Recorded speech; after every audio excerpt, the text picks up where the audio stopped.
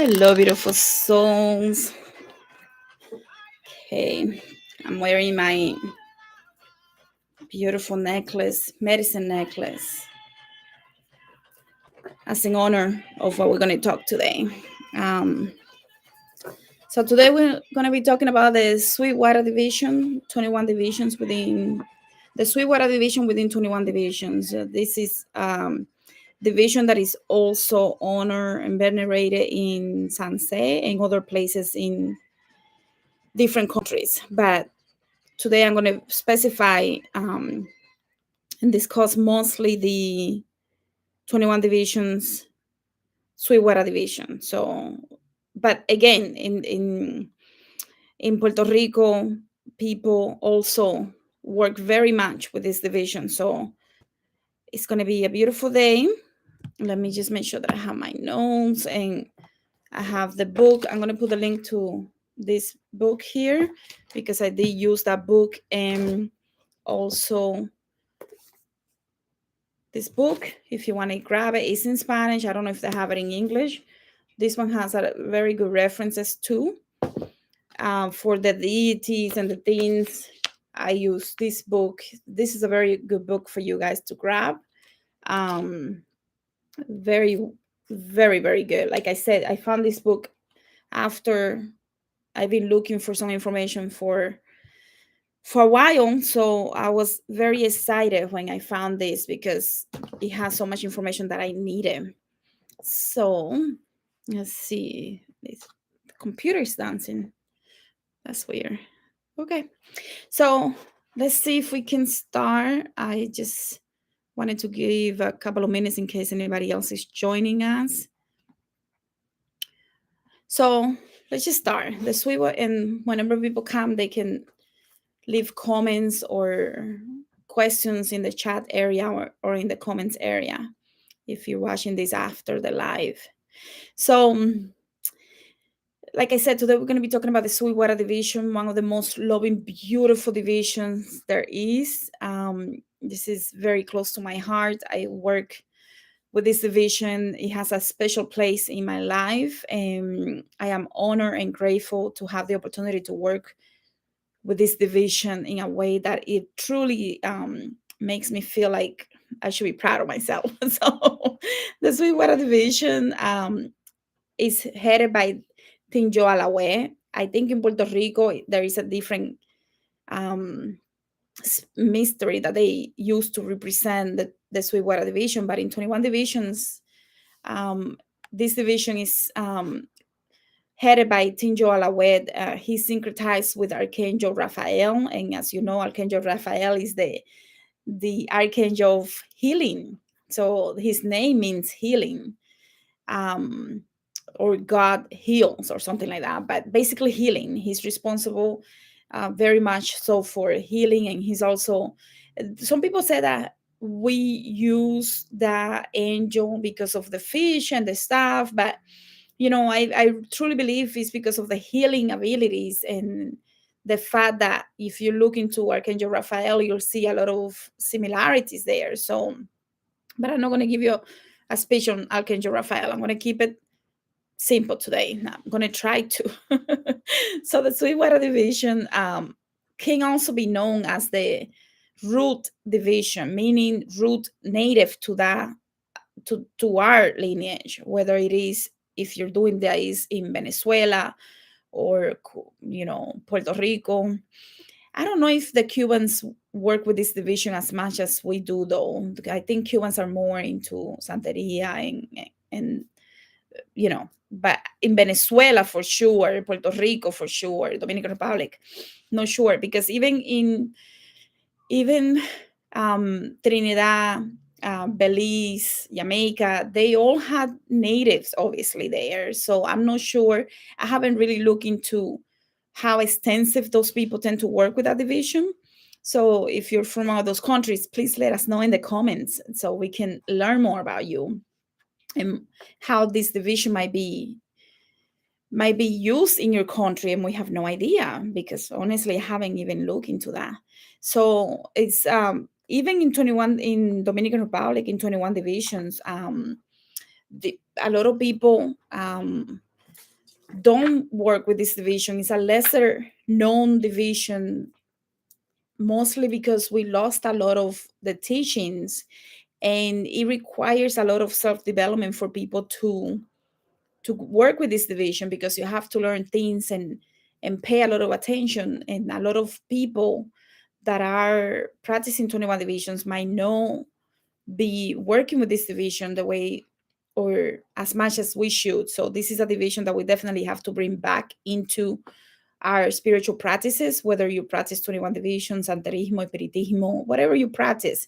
Even if you just practice your spiritual practice, whatever it may be, there might be a way for you to incorporate this division, because this is a very benevolent division. Like, we always tend to, priests and priestesses of 21 divisions, we always tend to tell people, don't do this, don't do that.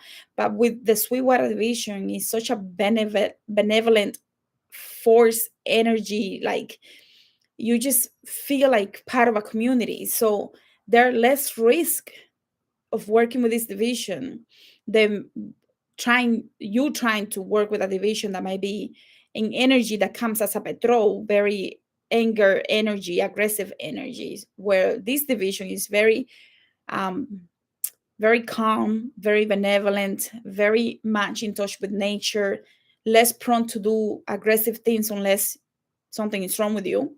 So, like, if you're not really doing the right thing, and that's a different story though. But this division is one of the divisions that we have to bring back to the light. We have to share as much as we can, so that we can get as many people as possible to practice. This is our root, this is our lineage, this is our ancestral lineage. So when we start working with this division, we tap into our ancestral line. So it is a division that needs to be like the first line. Truly, like, if you really think about this in that way, it has to be the first line, because this is our ancestral lineage, especially if you come from South America, Central America, wherever you come from. This lineage should be, or the Caribbean, or even America. Like, we have so much um, foundation with this division here, that we really don't appreciate all of these facets, because it's so much, it's huge. It can be practiced completely on its own, and you will still get powerful healing and work done, magic work done with this division. You don't need, with this division, you don't need no other division. Let me just put it this way, because it's so powerful, so beautiful, so it's full of, it's one of its own. Like, you don't need to bring any other division when you work with this division, because it's huge.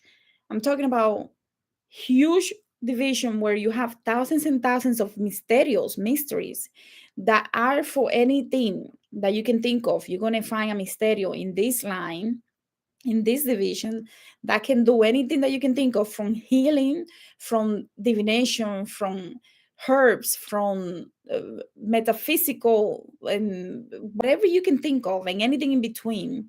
Even fire energy you're going to find in this division. So fire magic, water magic, and everything in between. So this is a very complete, that was the word that I was looking for, very complete division, where you really don't even have to look outside of it, unless you really want to, because it's so much that is truly a blessing. And if you are um, so lucky to get accepted into this division by spirit, I'm talking about by the mysterious. I'm not talking about because somebody says something and you're interested, right? And the relationship can start like that, because you could be investigating, is this part of my spiritual team? Are these energies part of my spiritual team? And you might be surprised. And later on, we're going to talk about some of the ways that you might see these energies in your dreams, so you can start putting two and two together. Because a lot of people think, oh my god, I saw fruit, and they don't realize it could be the Sweetwater division. So later we're going to talk about that. So please be patient. I'm going to try to give you as much as I can, so that you can get a full picture of how beautiful this and powerful this division is. Like I say, it's less popular, so there is less information. Like, if you put I don't know, Ersulifreda, you're going to find probably thousands of people talking about Ersulifreda. But if you Google Sweetwater Division, you might find only 10 sources that are okay or that are really good, right? Because there is less info on the Sweetwater Division, mostly because the way that things happen in those islands led us to this point where we now have to go and seek them instead of um the priest and priestess, because some of your godparents might not have a lot of work relationship with this division, so you're going to have to push and work harder to be able to get to this division and benefit from the knowledge and the wisdom that you can receive from this division. So you're going to have to meditate, and the one thing that the Indians love, the natives love, is self-development. They want you to to put your effort so that you can truly show that you're ready, willing and ready. So this is a division that requires a lot of introspection. So where you are actually doing a lot of self-reflection, where you're actually going in and analyzing and learning things about you so that you can become a better person. Because even the name Taino means noble man, or a man, a person that puts their lives in the way of um that practice spiritual self-development all of his life. It's not just when I get to this age or when I get to this position as a chief. They start when they're little, and they have all of them. I'm not talking about just the shamans, the priests and priestesses in the Taino and the native pantheons. I'm talking about all the Tainos have to spend time in nature, contemplate, meditate, and it became part of life. So the Taino word means noble man, and or a man or a woman that is dedicating. That was the word that I was looking. Dedicating their life to be a spiritual person. So the most important thing that you can do when working with this division is put in your true efforts to truly connect with these energies and to show that you are learning what you're supposed to be learning and that you are becoming a better person every single day, always better than the day before, right? So that is one of the main things that you can do to show that you're ready to work with this division. And as a matter of fact, and even people that other people, not just me, are going to tell you, in order for you to work with this division, you have to show that your heart is pure.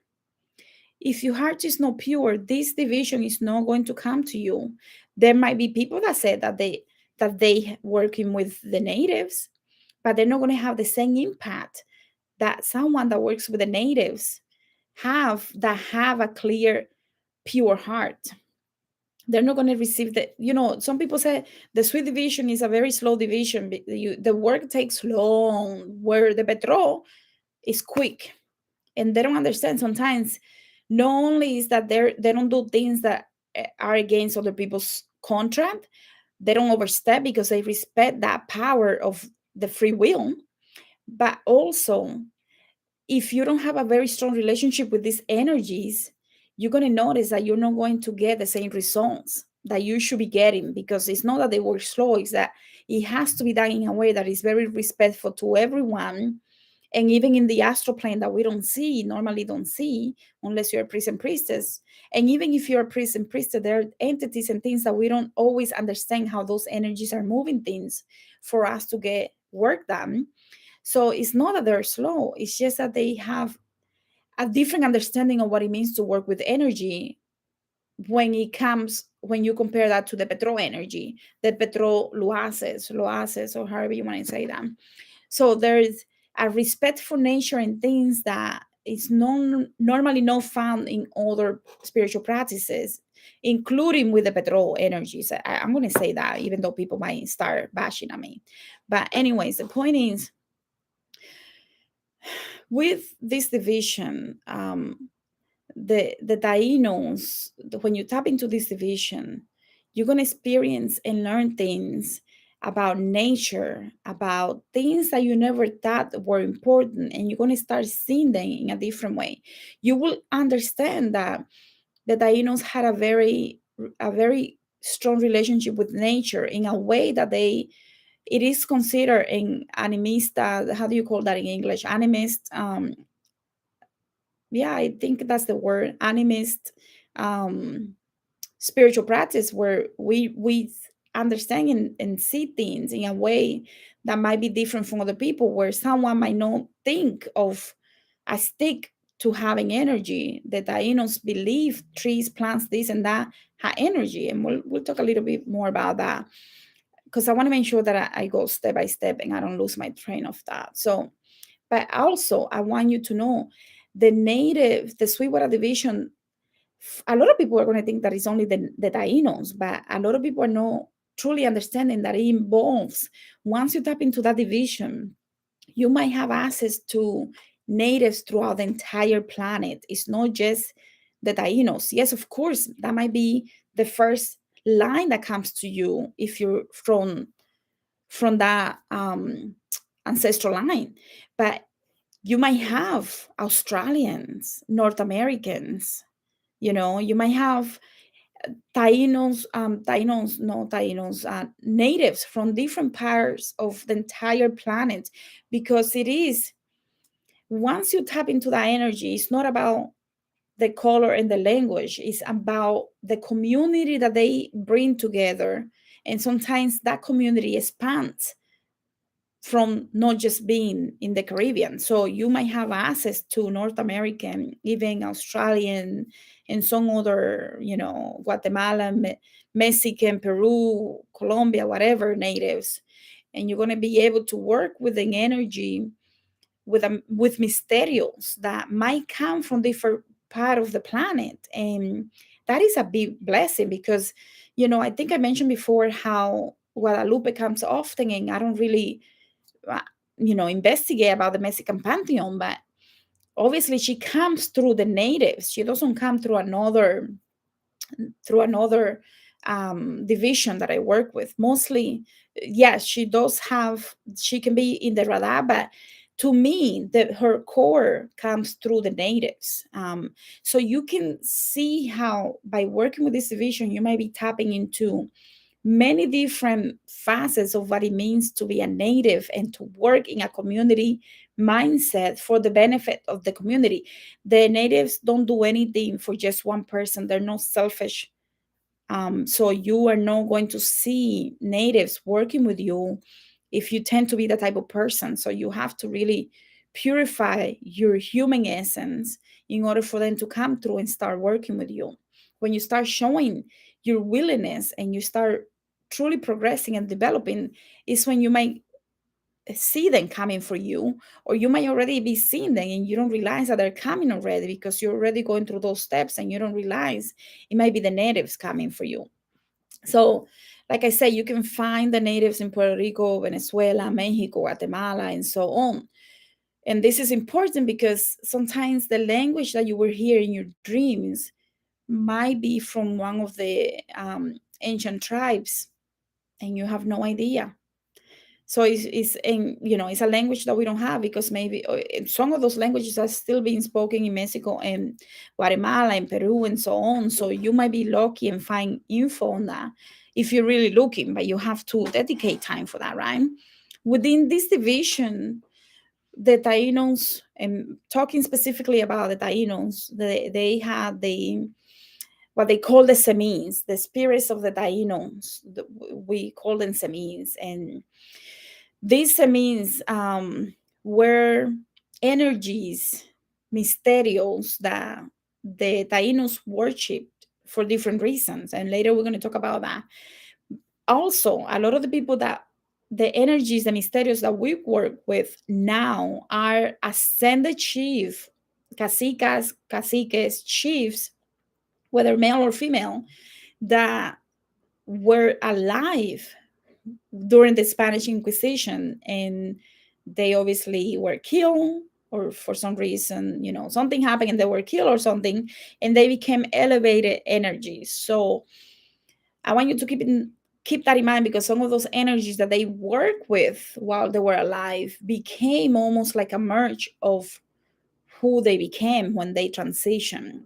You see what I'm saying? Like, for example, one energy that worked with the wind, a chief that worked with the wind, um, he wasn't the one, the semi of the wind, but when he died and he was elevated, he is now worshiping a way that he can also be invoked for wind related, air related work. I hope I'm not losing you, because I know this can be a little, you know. Anyway, so before I continue, and before I forget, I want to mention that there are key things that I want to mention before I forget. Number one, they work with the element of water. That's why we call them the sweet water. They work with the element of water, and we venerate them normally on October 24, because that's when we venerate Archangel Raphael. I think that changed after there was a change or something, but most people are going to work with venerate this division in the water or in the altars or some type of lagoon or even the ocean or even a fountain, on October 24. And we put a lot of fruits and stuff, and vegetables and fruits and cassava and things like that. We put it in the altar on October 24, and we do what we do for them on that day, because that's the day that's the day that we venerate Archangel Raphael. Normally, we work with the Taínos, the Sweetwater Division, on Saturdays, especially Sundays. Saturday for any day, because any day, any spirit we can work on to worship, venerate a spirit on any day, or do petitions and stuff like that on any day of the week, right? Any, I'm sorry, any energy, misterio, whether it is Radapetro, whatever it is, it can be worked on the day that they worked on, but also on Saturdays. But the Taínos, we do Saturday or Sunday, and Sunday is the main day that we work with them. So on this day is when we might do things for them, put up the service and so on. Some people don't put candles for the Taínos, because they didn't really care for the candles.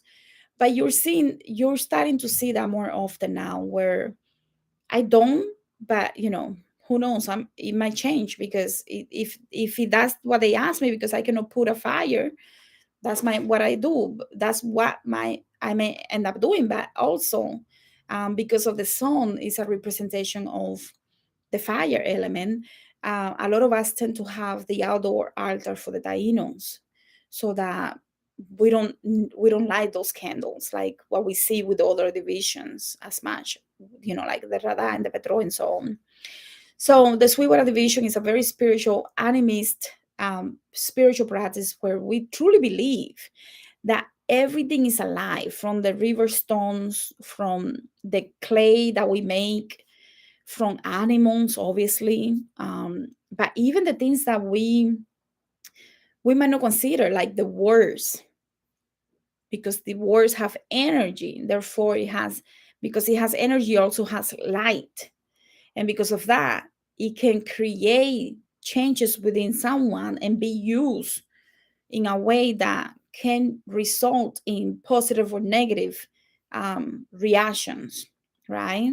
So we believe that everything has a spiritual presence when it comes to the animist spiritual practice. Anything and everything, including the tables, including wood, trees.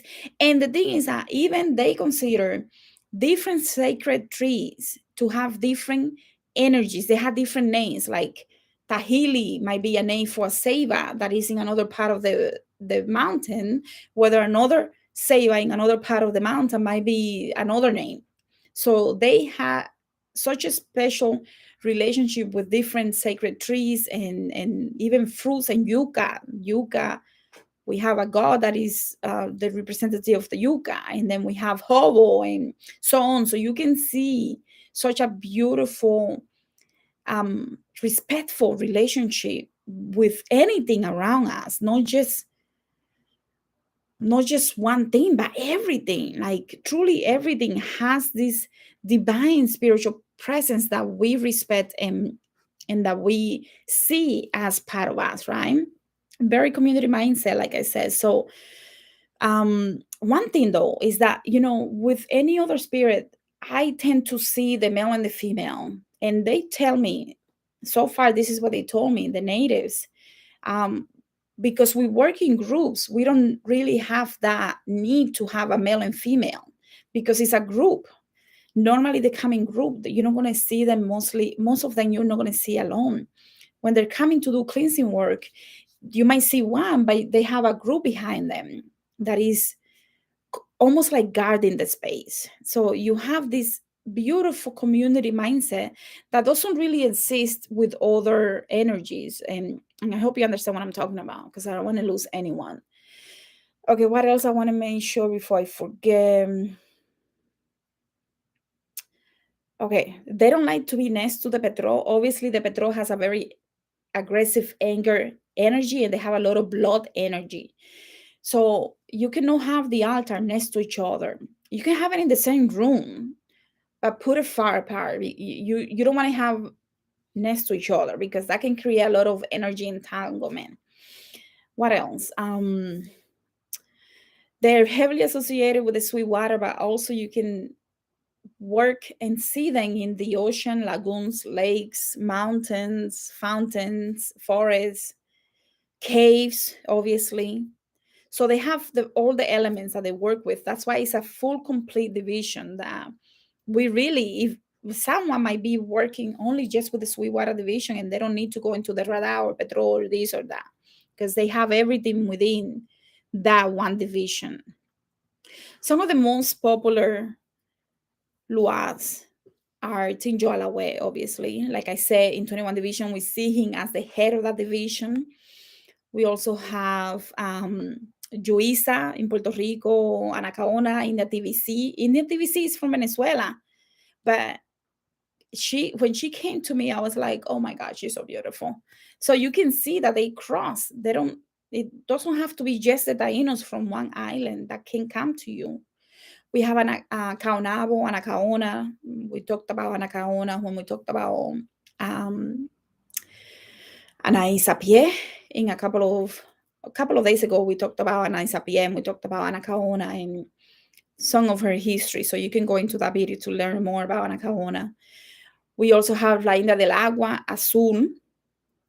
In a Facebook group, when I saw her image, I was confused because I'm like, this is not how I see La India Azul, and I wanted to know, like, how are they syncretizing? And they're syncretizing the lady of the, I forgot the name of it's lady of the blue something, and they syncretize that with the India del Agua Azul. But the India del Agua Azul, I see her more as a river spirit, but some people might see her as the image that people use to represent Yemaya in, I forgot the name. I completely forgot the name. But we also have Tamayo, Indio Siboney, India Siboney. We also have Indio Riquillo. Who else? There are many different Agueba, Aguebana is another one. So Tinjo Alawe, Aguebana, Juisa, Anacaona, India del Agua Azul, Caonabo, Tamayo, Indio Riquillo, India Siboney, who else? Doña Rosa, Doña Inés, and there are different ones in different Puerto Rico, Dominican Republic, Venezuela. Now we have Maria Alonza, the call to Maria Alonza in Venezuela, right? And I don't really know much about that division for me to talk about it. So you can research it if you have those energies coming to you. So we have within those different energies, luases that I talked to you about just now, but we also have different commissions, different legions. And those legions might be the Indian of the peace, the brave Indian, the Indian of war, and so on. So an Indian of strength. That is one that I see as Gran Toro Sentao. So that might be different for other people depending on, because of Gran Toro Lisan. So I see him as the Indian of that is represented with the image of Toro Centao. So it might be different for you. So depending on you, the energies might come in a different way. And remember, there are thousands and thousands of different natives that are mysterious that might come to you, whether they're coming in comisiones, commissions, emissaries, or they're coming like the legions, right? So one of them might be coming as a representative of the Indian of the peace, but doesn't mean that he is or she is the Indian of the peace. Does that make sense? Like they have different legions, and within those legions, there is a chief and the soldiers. And the soldiers are those that come, and the chief is dispatching the others, right? Like what we talked about with similar to the different archangels. I don't know if we had that conversation yet, but you know what I'm saying. So the Taínos worship different deities, ancestral deities that they call semi. These semis were sculptured in a way that they were made from different materials. A lot of different stones, but also clay, even cotton, even bones.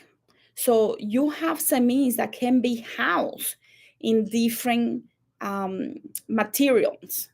And depending on what they show you in your dreams, they might show you different rocks, they might show you a specific type of wood that they want you to get for the altar or something like that, or different type of animal bones or something like that. The priests and priestesses were called Bohuti. Let me get my little thing here. The different priests and priestesses were called Bohutis. That means shamans. That basically is like the priests and priestesses that are giving and connecting to the different semins. Therefore, they can communicate and do divination and heal by connecting to the different semins, right? And this happened all the way in South America, from the Caribbean islands, Belize, Trinidad, Bahamas, Cuba, Jamaica, and so on. Whether that is still being done now, I don't know if it's being done in all of those different places. But in Dominican Republic, Puerto Rico, and Venezuela, there is a very strong Indian division where these semis are invoked to do different, these mysterious semis are invoked to do different type of healing work. So the altar, let me talk to you about the altar service before I go into the terms, because I know a lot of people might not care about the terms. And even though I think it's very important, especially if you're trying to work with the Sweetwater division. But in case you have to go, I want to give you the altar services now. So a lot of people will know fruits is definitely needed for any altar service, right? But also vegetables, and also different type of fishes can be used, because they had a lot of they had a diet that included a lot of fishing. So fishes and fruits and vegetables and herbs are very important to them, as well as some of the different trees like the ceiba and the roble and stuff like that. So mango, papaya, hobo. I don't know the name. Some of these names I don't know in English, so you're gonna have to research them. So mango, obviously mango, papaya, hobo, I don't know the name in English, cashew fruit, the coconut, auyama, which is what is auyama? I think auyama, squash, and there is another name too, but they use the squash and the butternut squash and the calabash, mamey, sugar, obviously sugar cane, flowers. They love flowers, corn, yuca, cassave, different stones. They might ask you to, in your dreams, to get different river stones for specific things that they want you to do. And tobacco, how could I forget the tobacco? Tobacco is such an important part of the service for the Taino, the Sweetwater division. Even herbs like rompesaragüey. Hello, how did I forget that? Rompesaragüey It's a herb that they love to work with to help you remove and cleanse your aura. With the Sweetwater division, we have a lot of ancestral natives throughout the entire planet. So these are things that are mostly found in Dominican Republic, but they might be coming to you and give you your things from different places like North America or some other place. So you have to pay a lot of attention. Um, you might be hearing things like Icaros from the Amazon region. Um, so you have to pay a lot of attention to what is happening in your dreams and visions to get the teachings that they're trying to get across for you.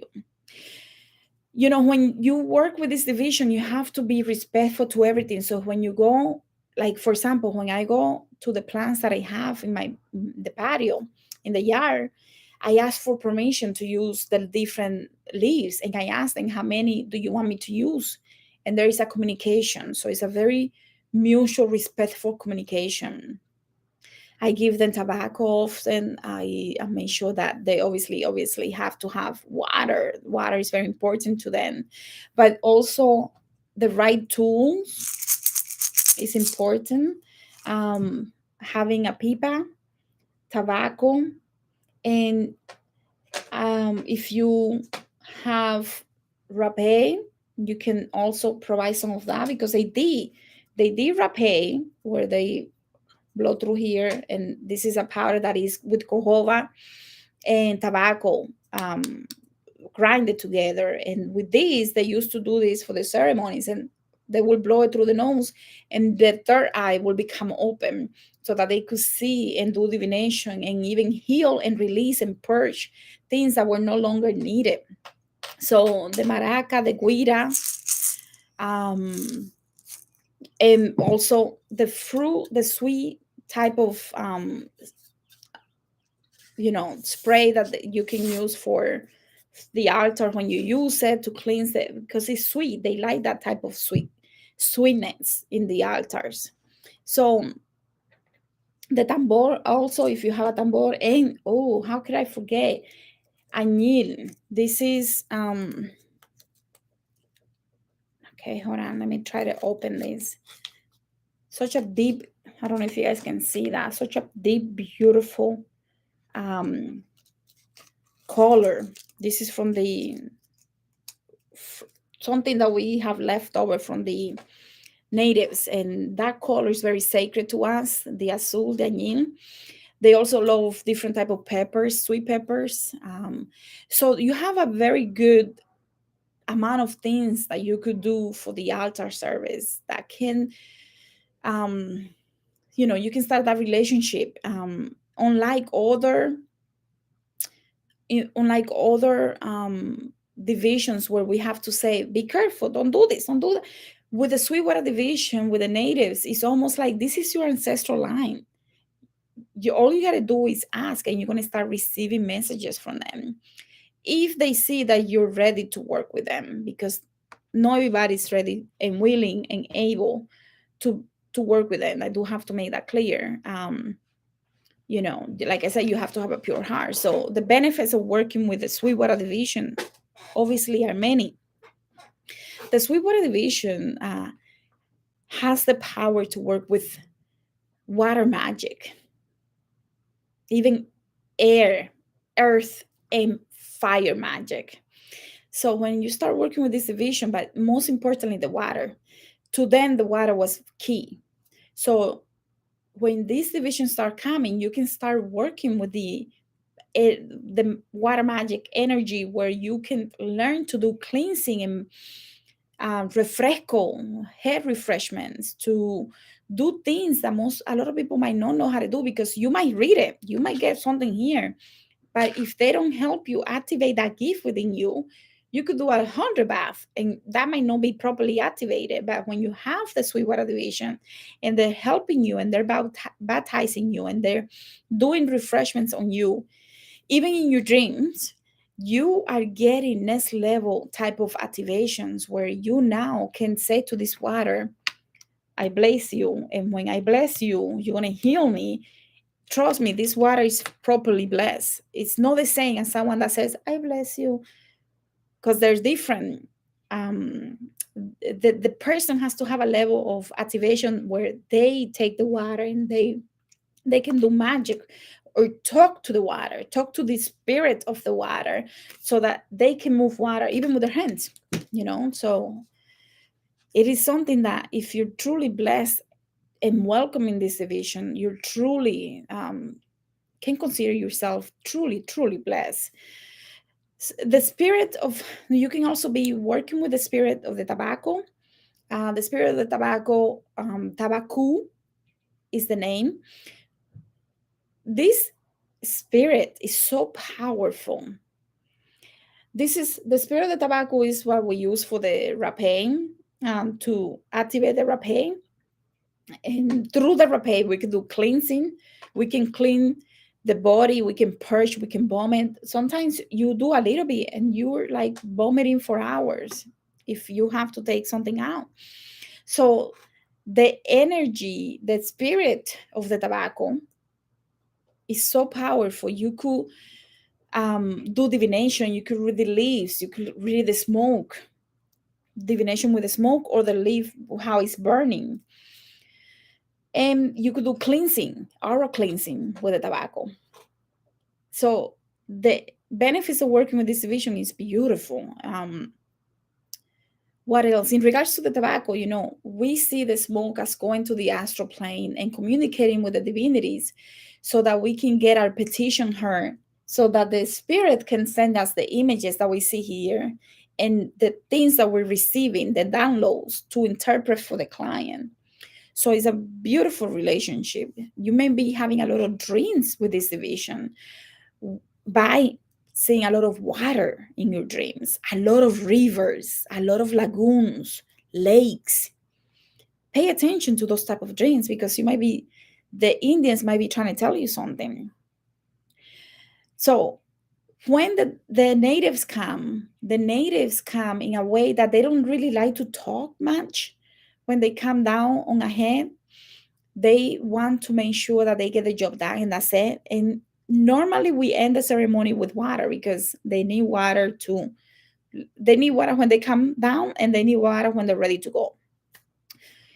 That's the way that it was done. And that's the way that when I'm working with that division, normally end up nice hair, and then it's all wet, because in the ceremony it's like, oh my gosh, she needs the water, she needs the water. Like the Indian needs the water. So you have a nice, I think now that's why probably a lot of people are not doing that, because they go with a nice hair to the ceremonies. And I think people are like staying away from that, because who knows. But the way it was done is water at the beginning when the misterio comes down, and water at the end when it's ready to leave, so that the water can purify and leave the place completely clean of anything that they have removed from the other energies. I had such a powerful trance experience in one of my aunt's house in Dominican Republic. And when I was done, my cousin and my aunt woke up the next day and said, we had a dream with water, and the whole house had this mud water, and it was coming out of the water, and we were cleaning the water. And they're looking at me like, why are you not reacting? And I'm like, yes, I know, because everything that was being done last night. And they just looked at me like, what do you mean? Because they had no idea. When the Indians come and they're working with you, you are getting cleaning for whoever is with you and wherever you are, the space. So water is the one way that you can be for sure that you're working with the natives. They don't, like I said, they don't like blood sacrifices. So please don't do stupid stuff. Like they're crazy people doing blood sacrifices, and they maybe that's why. Oh my goodness, I just had a revelation right now. That's why I am against the blood sacrifices, because my relationship with the Indians is so strong. They are my main, like they're my main core. I am part of the, like, truly, like I have so much Indian natives in me that maybe that is the resistance that I have. I just realized that now, to be honest. I'm not even going to pretend that I knew that before, because it just came to me. But they do not like blood sacrifices at all. They have a big problem with that. And then you might see some crazy people giving them blood. and that's a big no-no. Like, they will not be working with you. So if you're feeling any energy and you're giving them blood sacrifices, you know for sure it's not the natives, it's some other crazy energy coming through pretending to be the natives. Okay, that's a quick way to know if it's really a native or not, because they will not mess with blood. They had a lot of they were mistreated, disrespected, sexually abused, um, killed, and everything by um, the Spaniards Inquisition. So they don't mess with water. A lot of them committed suicide because they didn't want to be slaves, and a lot of them fled to the mountains, and a lot of them hid in caves or the mountains. So you will see that they will go to the stream to not be in a situation where they don't feel comfortable with. So the moment that you start putting blood, you might be dealing with something crazy. So you need to be careful with that, please. Like I said, most natives, they don't like to talk. They might talk doing sign language or some type of language like that, but they don't like to talk. Most of them don't like to talk a lot, and some of them, they might calm down if you don't understand.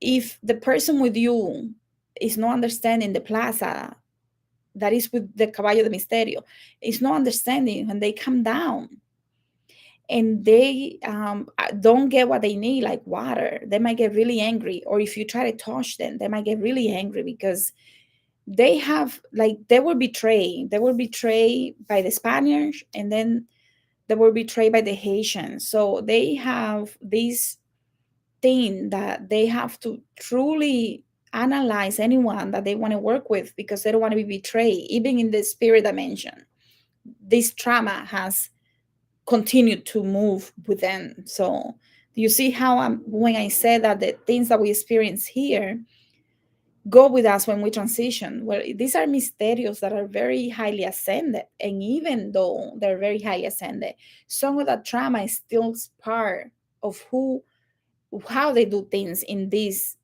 3D reality. So I hope you can see that. So truly, they have to make sure that they're working with people that are very benevolent, that are very pure, or that are working very hard to purify their heart, because they don't want to deal with nonsense like they have dealt before. And they're not going to do work for you if you're looking for money and prosperity only for yourself. If you are looking to become rich, or you want things only for yourself, or to dominate someone, you're not going to get it from the natives. You will not get anything from the natives. You better run away, because you might get um, there might be consequences for you for trying to do that with them. They will not mess with that, and they might even punish you in a way that they might teach you a lesson. I'm not talking about them punishing you by killing someone or anything like that. I'm talking about them teaching you a lesson. So you have to be very careful how you work with these energies, and that you are thinking as a win-win for everyone involved. So they will not do any type of um, anything to tie someone against the realm. They will not do that type of work.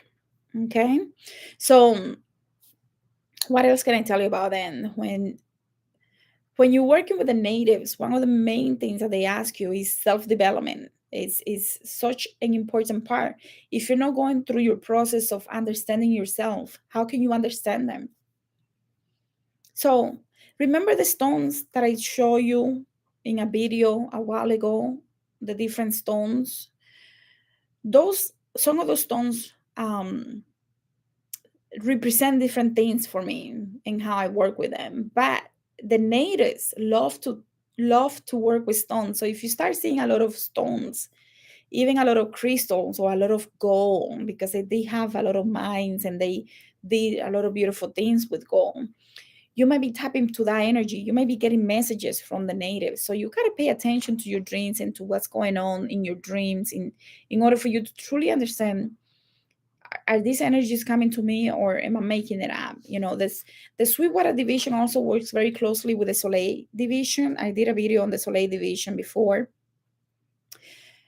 if you want to learn more about that, you definitely need to check out that video, because the solar division is a very highly ascended division. It is a very masculine energy when it comes to the representation of it and the God, the source, because it's the sun's energy. So they bring a lot of peace and wisdom. You can work the solar division. This is probably one of the solar division is probably the main division that you might see within the Sweetwater division, because they go hand in hand. Unlike other divisions within the 21 division, where there might be friction, the Soleil division goes hand in hand. So in the native division, you're going to see different Soleil mysterios. And the thing is that those energies are going to give you their name depending on who they are and why they're coming to you.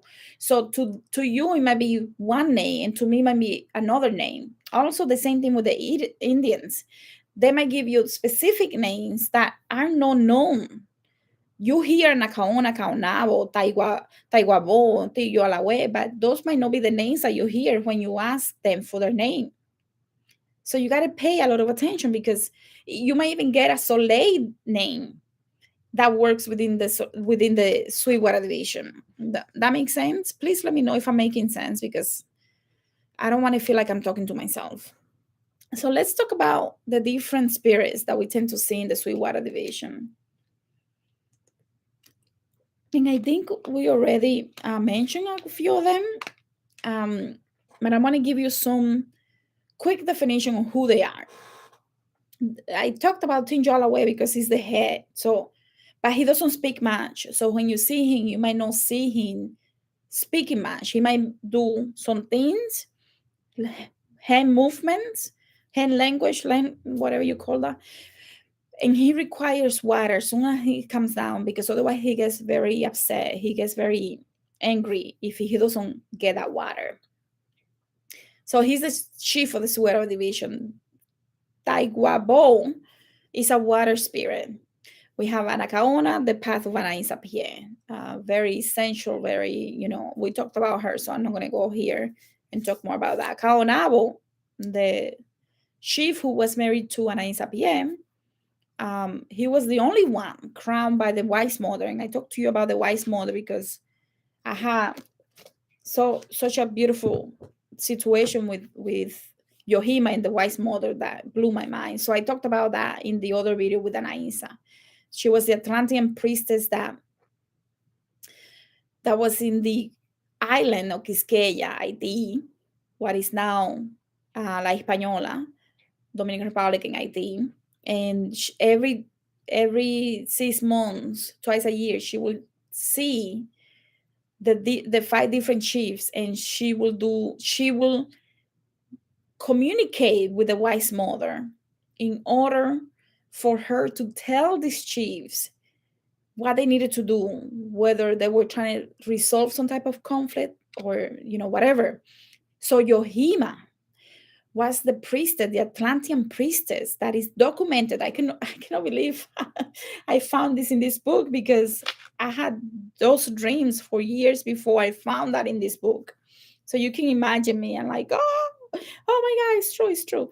So it's beautiful when we get those type of confirmations, because it's like, okay, you're not going crazy. So anyways, she was the only one that was channeling the wise mother.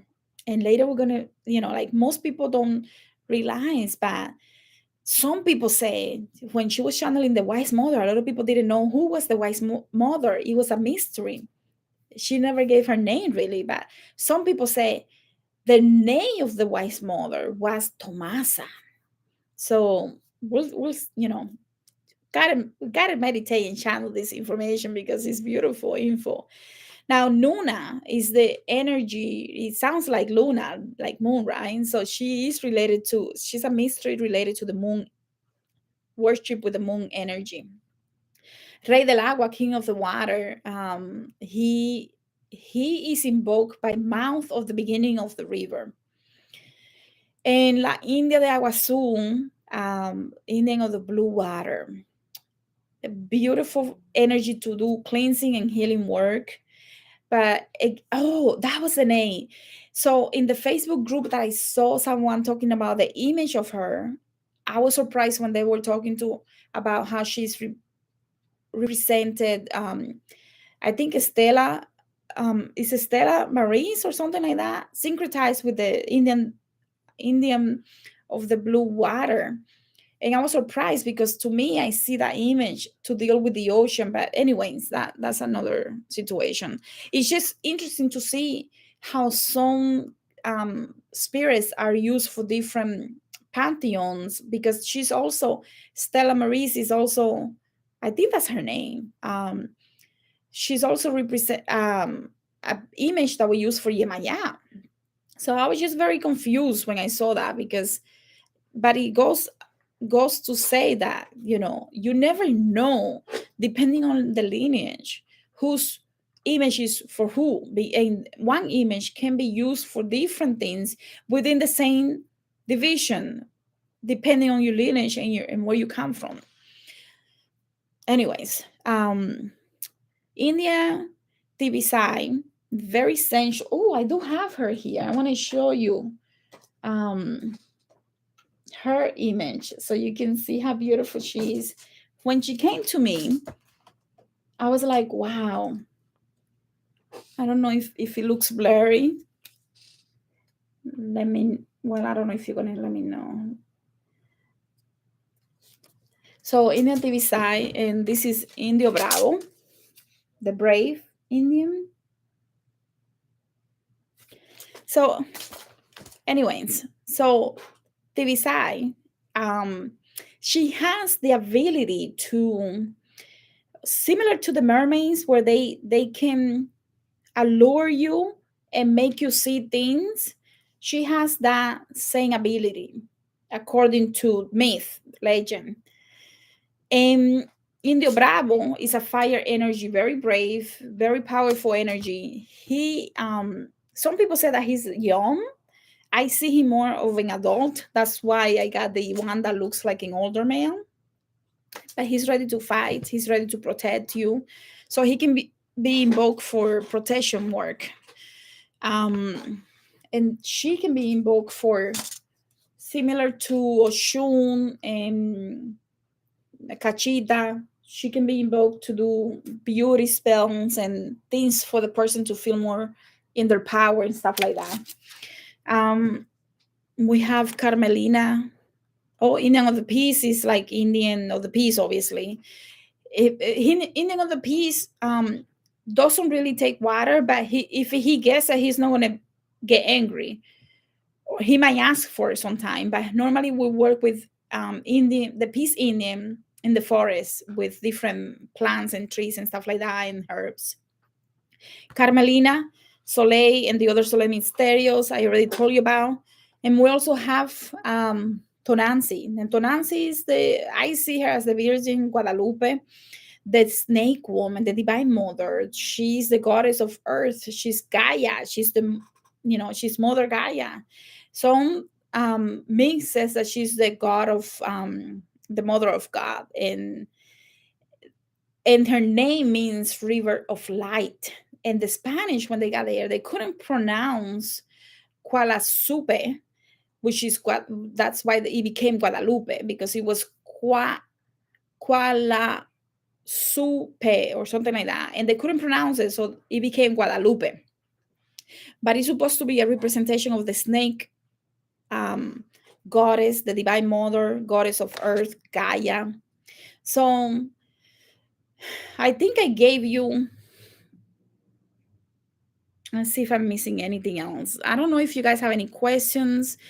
I want to talk to you about some deities and different terms. If you want to hear about that, let me know in the comments. Otherwise, I'm going to end them. Let me know if you're interested on that, please, so I can decide if I continue or not.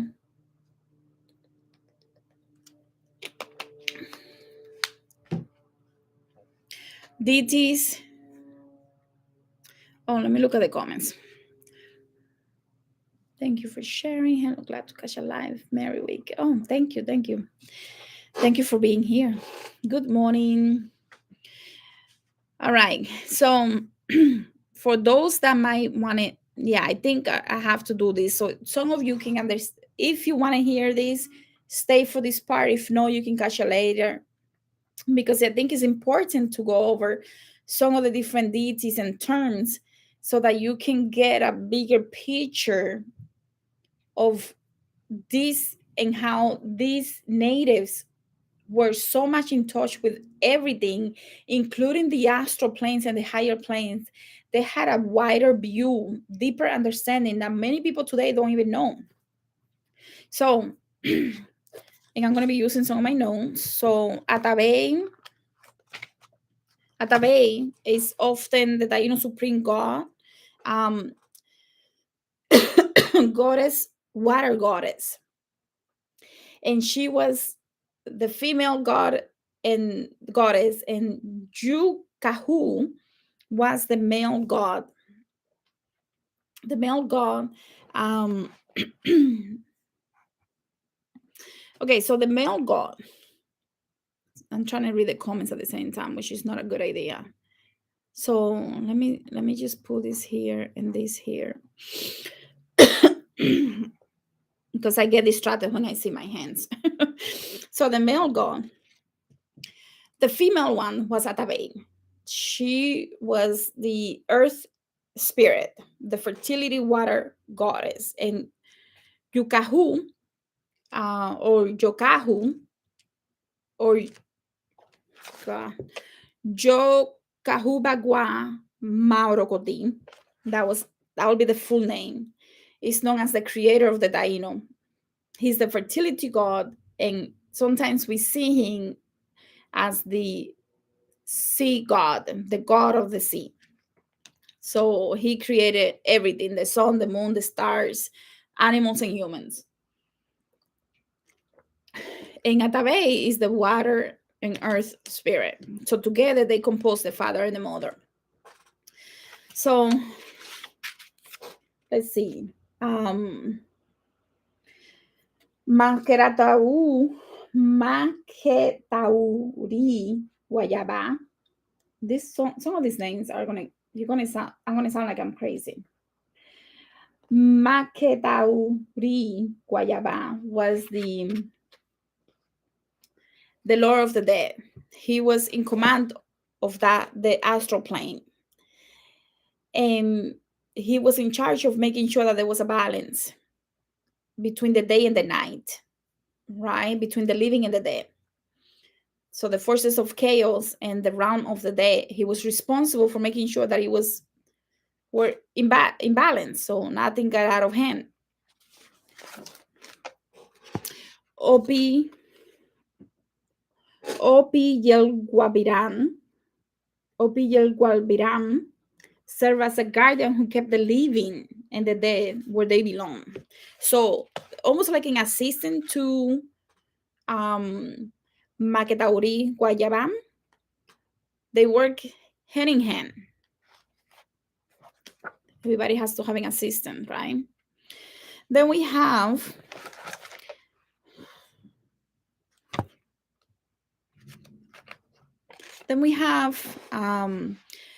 Guabances or Huracan. Huracan today we know that is hurricane, so that's where that name came from. And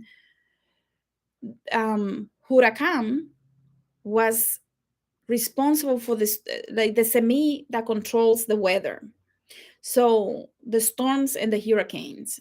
So there was a lot of work to be done with this energy, because for them to cultivate the land, they had to have good weather. So the semi of this energy was often seen with an angry face, because he will destroy everything in his path. And this Guabances or Huracan, the Spanish gave him gave this semi the Huracan because they couldn't pronounce Guabances. That's the name, Guabances. So they gave him Huracan, which basically means Huracan. Guabances had a bad temper, very angry and could destroy everything in his path. So she's always associated. She, by the way, she is a female energy, often associated with Gua,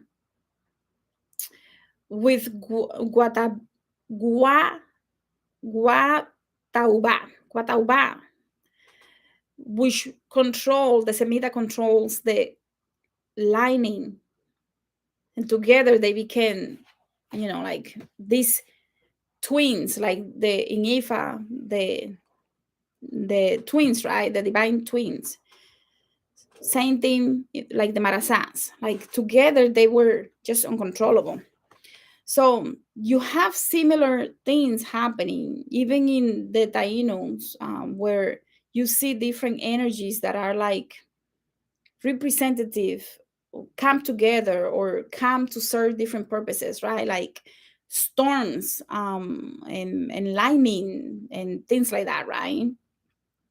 So, anyways, let me continue because otherwise we're gonna be here forever. Anahua is the wind spirit. Anahua. And then we have Tuareg. He was the ancestor who was able to speak with the wind. So it is a semi that we now use to communicate with the spirit of the wind. Anahua koli una kahagua. Anahua koli una kayahua. Anali koli una kayahua. Kakahagua. Jesus. Anahua koli una kakahagua. There's we're gonna have to write this down because this is a mantra, and this mantra was used before going through for 9 days before going to see the wise mother. Anahua koli una kakahagua. It was a mantra. So for 9 days there was a special diet in order to purify the physical body before going to see the wise mother with Johima. Koliuna, a deity that could communicate with the priestess in Macahagua. And there is a cave in Dominican Republic where you could see the diagram, the different glyphs that they did. And throughout the island, in different caves, you will see the different priestesses throughout the island that were priestesses, that were virgins, that they will write the different images to represent those different priestesses. And if you go to different caves, you will see those glyphs still in those caves. Okay, so this is I gotta get better with this type of language. So there was a semi to work with the storms and animal, a semi to work with the physical mental abilities and astrology, and there was a semi. He was called Kajaoa. He was able even to communicate and teach others how to open portals and stuff like that. Gotta remember, a lot of these natives will do monthly ceremonies, and they will get together and invoke the energies by doing rapé and doing different things. And they will learn things, and then they were responsible for teaching the little ones. So they will grow up knowing things that most people don't know now. You see what I'm saying? So these people were very smart. They had a very strong spiritual ability to connect with things in the astral and the higher planes at a very young age. Anyway, so I already talked to you about Anil. Anil was a wise man, and he was the one who, thousands of years before the Inquisition, he lived in the island. And it is said, the legend says that he lived in the island and he taught the natives when they got there how to use anil to do body paint, to do different body cleansing as well, to see how it becomes bluish, to use different things in order to do spiritual healing and physical healing with the añim. It's a plant that gives us this bluish thing. Anyway, so what else? There is a legend about a woman who had four twins together, all in one, quadruples. Is that a word? To four twins. They four babies came out of her, and it is said that she was the representative of those kids. She died, but the legend says that she died, and those kids represented the four cardinal points. So and the reason why you see a lot of the natives chairs for the chiefs with four legs that look like dogs is because of a representation of her and the four kids. Because there is another legend that says that there was a deity that had that walked in four, and they're walking forward, and they look like, and he had four legs that look like a dog. And there is an image in the Dominican museum of the natives, the Tainos, where you can still see this image. If you go to the Dominican Republic, you can still see this. Anyway, so different. The Tainos also believe that there was a paradise, and that there was, next to the paradise, there was another realm where people, disembodied energies, will go if they didn't know where to go, similar to what we know now. The paradise was called Soraya, and I forgot the name of the realm next to it, that where the disembodied energies will go. But one thing that I want to mention is that because they knew that there were astral energies that didn't have a human body at any point. There were no formless. They were mysterious. There were mysteries, or there were energies like energies that never had a human incarnation. They will see those energies without having a belly button. So if you see some of the very good sculptures, you will look for entities that are this type of mysterious that never had, like those deities that never had a human incarnation, right? They never had a human incarnation, so therefore you will never see them with a belly button, because the belly button represents that cord that ties you to the astral, to the planes, meaning that you had a human incarnation. So when you see some of these statues without the belly button, you immediately know, okay, that's a deity that never was incarnated. That's why some of their semis, to represent the different deities, didn't, even though they will do different things, they didn't have a representation of the belly button for that reason. When they got together, when they got together, it was called areito. The areito is a special ceremony that was done to dance, to sing, but it's similar to the Icaros. They will sing improvised songs from the heart, not something that was scripted. It was always different depending on what they were feeling. So it had to be from the heart, singing to heal and move from the heart. And they will go and do the rapé, the cohiba, the cojoba, in order for them to get into that, type of vibe.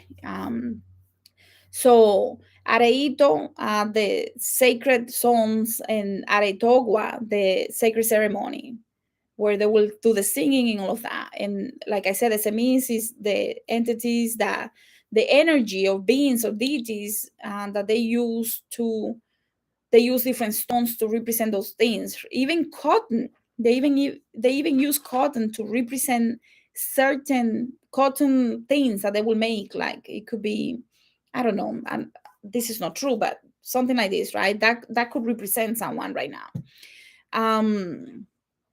What else? Okay, one thing that a lot of people don't know, when you go to Dominican Republic or any place where there is a lot of ancestral native lineage, where they lived, where they are occupying the land, you will always see that when you go to those places, if you have a strong connection to this division, that you will go into a trance, or you have memories, or you have visions, or you might hear things. So a lot of people will tell you, even some elders in Dominican Republic, oh no, if you want to do a native initiation, you have to come to Dominican Republic. I don't think that's true, because I was just doing a ceremony, um, a plant ceremony, sacred plant ceremony journey in Jupiter, Florida. And in Jupiter, Florida, there was a tribe there for many, many years. And when we were there, this tribe was so present and so, like, from the moment I got there, I was like, whoa, like they're here. So do you need to go to the Dominican Republic? I don't know, maybe. But what I see is that even in Boston, when I used to go to some of the different places where there was a lot of natives there, I will feel this energy. Sometimes it was sadness, sometimes it was happiness, sometimes it was deja vu moments. So I don't think you have to go to the Dominican Republic, but if you have a godfather, godmother that is requiring that of you, maybe that's where they feel most comfortable, because they are places in Dominican Republic that when you go there, you're going somewhere. Like, you can feel it, something crazy is happening. And if you have the ability to see, you could see how they lived before. You could see things that they're doing with the bate, what is that? I don't know the name in English. Like when they're doing things with the big round, they're cooking, or even doing, herbs that they're preparing for some of the areitogoa, the sacred ceremonies. And you could see them under the rama and stuff like that, and or on the hammocks, and it's like, whoa, like it's really powerful, beautiful thing. And it doesn't it doesn't have to be in places where you have to go into a cave, because of course you're going to find more like a portal in those caves. But sometimes you go to a mountain, and you're like, I know I've been here before, I know something happened here before. And you might start seeing that in your dreams, and coming through in your dreams to give you more messages. um what else? I don't know if I want to go through the whole thing that of the different names, because I don't, if you really want to do that, you can buy the book. But for your altar, you definitely have to have, if you have an altar, or if you're getting ready to have an altar, Palo Santo, which comes from the Guayacan. um, that's what we call Palo Santo in the Caribbean. It's from the Guayacan tree. It's a sacred tree. The Havilla is another sacred tree. The Guira, you could have a Guira. That's a beautiful tool to use for your altar to invoke. You could have the conch shell. The conch shell is used to work with the female energies, and this one, some people use it to work with the male energy. I use this for both, but you could have the conch, where you call in the female energies of the water, especially. You could have a tambor, a drum, a special drum that they use. The maraca, right? You could have the añil. You could have a hammock that you put in the altar. You could have a macuto. The macuto is like a macuto is like a thing made out of natural fiber, and inside you will put the dry vegetables for the altar. Um, I should have getting the Wataka is the Higuera. The You guys know what the Higuera is, right? Where is oh my goodness, I should have get it. But the Bija, I did a video on the Bija months and months ago, and that was one of the first things that I used to make magic with when I had no idea what I was doing when I was a child. So what else? I don't know. I don't know what else to give you. I don't know if you guys have questions. I know it's a lot of information. There's so many different deities and semis and things that we can talk about, but I think if you want to, you can definitely grab this book to learn more, and continue from there. Um, because otherwise I feel like I'm talking to myself, especially if you guys don't have questions. The hobo is green on the outside and inside is yellow, and it's like a circle. And to the natives, it's a very sacred fruit. So you can buy hobo at the Latin supermarket, or exotic supermarkets, and put it in your altar, and it's a beautiful um, sacred fruit for the natives. This for them, the pipe with the loose, not the one that is already wrong, the loose tobacco. um you put it inside, and that will be another offering that you could do for them. I don't know. I think the corojo is something that a lot of people in Ifa know, because it's the palm, the coconut palm. You can use the coconut palm, or you can use the corojo. It's different type of palms that they use to cleanse, like a waira. I don't know the name in English. We call it a waira, and with that we can cleanse, or what I call the hand, and we cleanse the aura. But the corojo, they use it for different tools that they make to cleanse, and you can put that in your altar so that it can help you cleanse your vibration in your home with that. Um, Not sure what else I want to share with you guys, because it's a lot, and I know it's been a while. Yeah, I think I'm gonna leave it there. I'll just share a little story before we end, because I always like to end with a story. You guys know I love stories. I was I was going to the mountain where my godmother lives, and on the way there, I haven't been there in that side of the country for maybe 30 30 years. So on my way there, we're riding a motorcycle because that was the only way to get up there. And I'm like, oh my God, I'm gonna fall. But anyways, I'm riding this motorcycle and I'm feeling like I'm floating, like, oh my God, this is so beautiful. Like my fear of falling off the motorcycle went away. And I was like, oh my God, this is so beautiful. And the moment that we crossed one of the first river to go up the mountain, I start feeling something, and I'm reliving moments, and I'm seeing natives everywhere in this beautiful river, and the energy just changed completely. I saw different natives kids playing with a ball, and they were like playing like soccer, what we call soccer now, but it was a different type of thing that they were using to play with. I saw the women with the different things and the kids, and I was like, wow, this is so beautiful. It was like having a deja vu moment.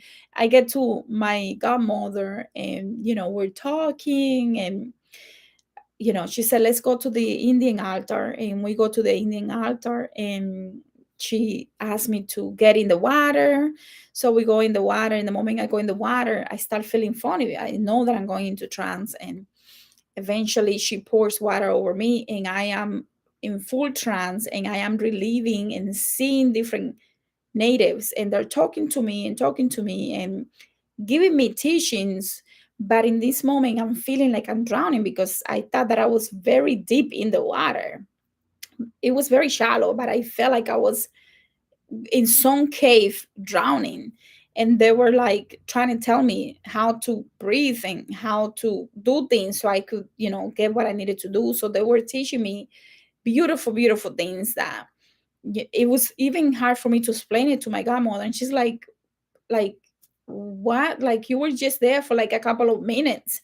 And I didn't realize that it was a couple of minutes. If to me it seemed like a very, very long time. It was only like 5 minutes.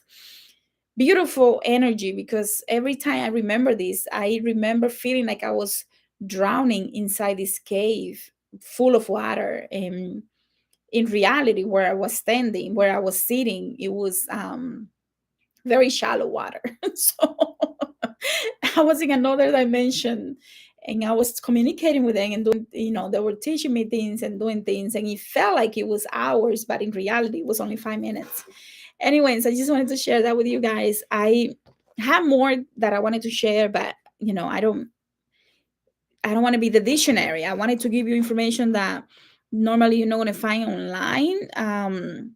But if you want the book, you can get a lot of the words that you want to study. If you're really tapping into the Sweetwater division, the natives, no matter where, right? It's good to have a base so that you know what you're working with. If you're having a lot of drinks with water or seeing a lot of different type of tropical fruits and stuff like that, you might want to really take the time to meditate and ask, who is it coming from? What is the meaning of this dream? Especially if you're not sure if it's coming from the native, right?